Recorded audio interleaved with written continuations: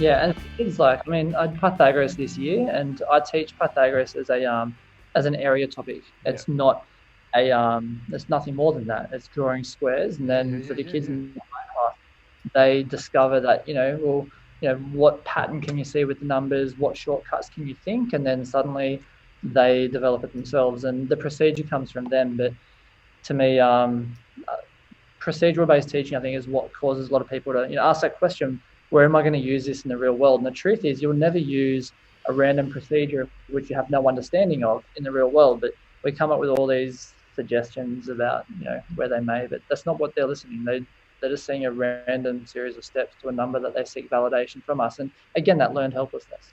Are you starting to see kids working more conceptually and are just enjoying the process of the collaboration and getting their hands dirty with the concepts, and that's what you're saying. Therefore, they're not going to say, "Oh, where we'll ever need this," because there's an enjoyment factor in that learning process. Absolutely. In fact, I've said to all my classes the last number of years, the second that a student says, where am I ever going to use this? I'll challenge them and say, I bet you I know the thought just before you said that.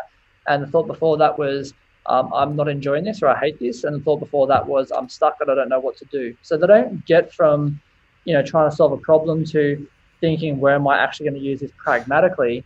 It comes from a place of, they're unhappy, and then if you try and list off your use this as engineering and plumbing, all they're going to Yeah. hear is, "Oh, I can't do that." I'm laughing because I used to get hit with this question all the time.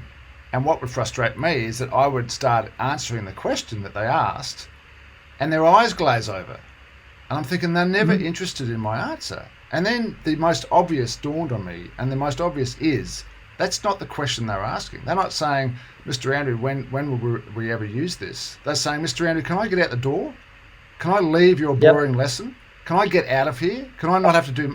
That's the question they're asking, right? Yep. So then I would, because I had a really good rapport with them. So when they'd ask that question, they'd go, oh, Peter, you're not asking that question. You just want to get out the door, don't you? And it goes, yep. I go, that's what I thought. So I'm not going to answer it. Yep. And I'll move on. And so the biggest, But, yeah, the but, biggest mistake you can make, yeah, uh, make I, it. sorry, go on. I was going to say the biggest mistake you can make in that situation would be then to rattle off all the very important things that you need that particular skill for, because all they're hearing is, Blah, "Well, blah, I blah. can't do any of those. Right? I can't be an electrician. I can't do that." Yeah.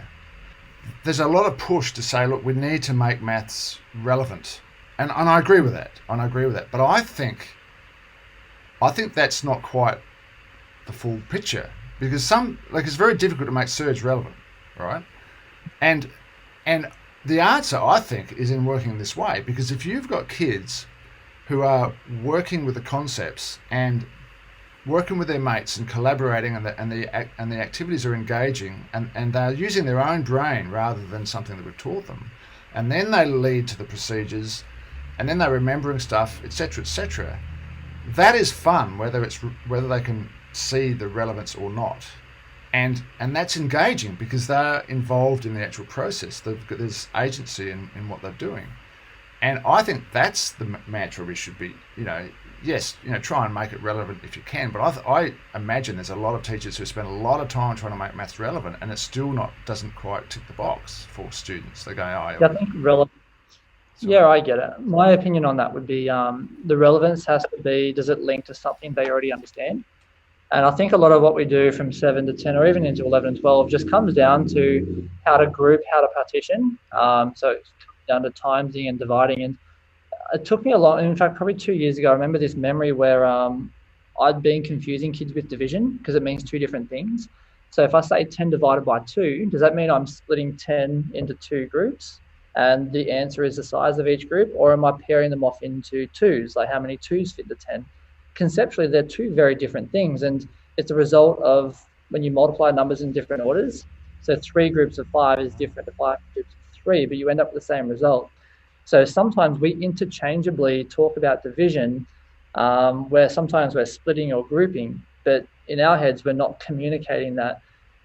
So when we're talking about the content that we're trying to teach, if we link it to those basic skills in a way that makes sense to them, then the relevance won't be lost. yes, If we're talking about area, it really starts with arrays. There's no point talking about triangles or trapeziums if they don't understand how an array works.